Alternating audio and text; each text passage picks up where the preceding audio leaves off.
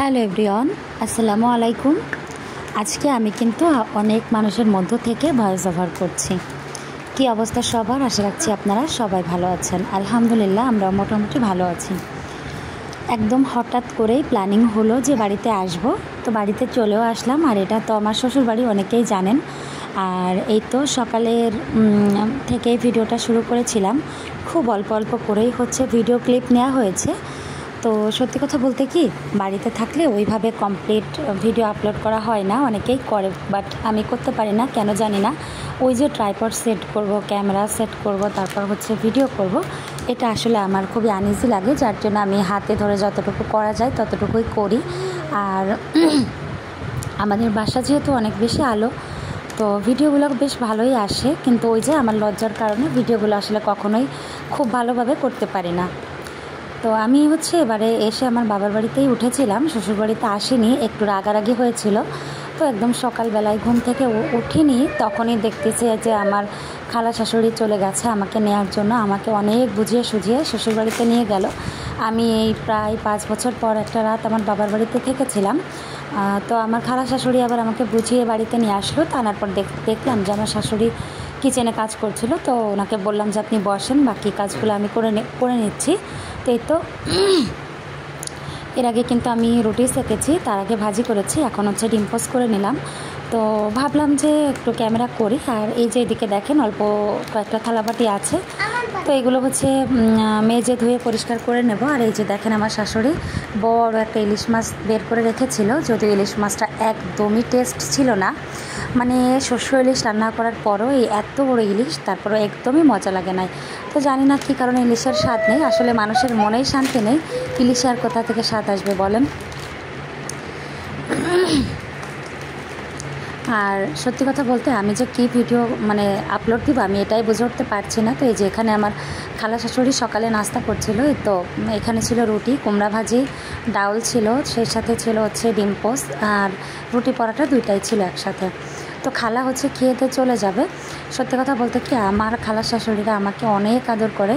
তারা আমার বিয়ের পর থেকে কখনোই আমাকে কোনো কথা বলে নাই। আমি আমার শাশুড়ির কাছে কিন্তু আমি অনেক বকা শুনেছি, তবে আমার খালা শাশুড়িরা কখনো আমাকে কোনো কথা বলে না। আর এখানে কিন্তু আমার চাচি শাশুড়ি, আমরা আসলেই কিন্তু কাকি চলে আসে, আমাদেরকে সব সময় কাকি হেল্প করে।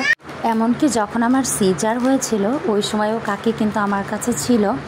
দেখা যাচ্ছে কাকি আমার পুরো গা মোছার সাথে সাথে আমার পায়ে হাত দিয়ে দিয়ে আমার পাগুলো ধুয়ে দিয়েছে এমন। তখন আমার শাশুড়ি বলছিল যে বেটার বোর কি পাটাও ধুয়ে দিচ্ছ? তো আমার কাকি শাশুড়িরাও কিন্তু আমাকে অনেক আদর করে। আসলে সত্যি কথা বলতে আমাদের ফ্যামিলির যেখানে আছে আলহামদুলিল্লাহ সবাই মোটামুটি ভালো। আসলে সব মানুষই ভালো, সবাই তো আর সব দিক দিয়ে ভালো হয় না। তো যার সাথে আপনি যতক্ষণ ছাড় দিয়ে চলতে পারবেন ততক্ষণই সে আপনার জন্য ভালো, যতক্ষণ না চলতে পারবেন ততক্ষণ কিন্তু ভালো না।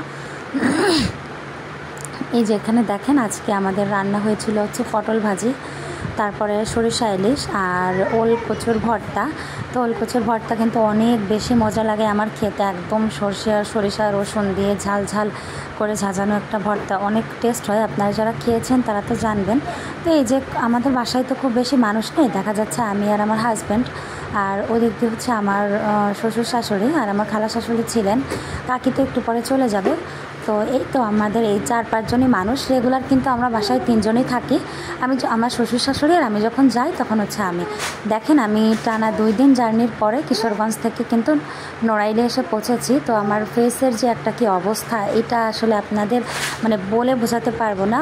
কালকে সারাটা দিন আমি কিন্তু একদম ফুল বৃষ্টির মধ্যে রওনা এসেছি আমরা। দেখা যায় কি রেইনকোট দেওয়া ছিল, এই জন্য বাচ্চারা ভেজে নাই, তবে আমি আর আমার হাজব্যান্ড আমরা প্রচুর পরিমাণে ভিজেছি।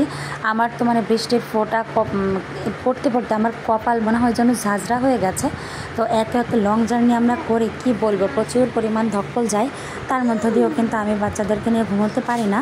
আর বাড়িতে এসেছি দেখি একটু বাসা দেখবো, কারণ একসাথে এক জায়গা থেকে আসলে এত বেশি খরচ পড়ে যাচ্ছে আমাদের, আমরা এই খরচটা টেনে পারছি না। সত্যি কথা যেটা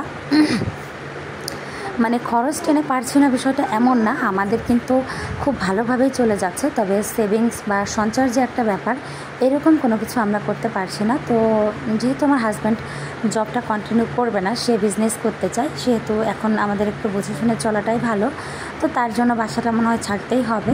তো আজকের মতো ভিডিওটা এখানেই শেষ করছি। আশা করছি আপনাদের ভালো লেগেছে। প্লিজ ভালো লাগলে আমার এই ছোট্ট চ্যানেলটিকে সাবস্ক্রাইব করতে ভুলবেন না। সবাই ভালো থাকবেন। আল্লাহ হাফেজ। আসসালামু আলাইকুম।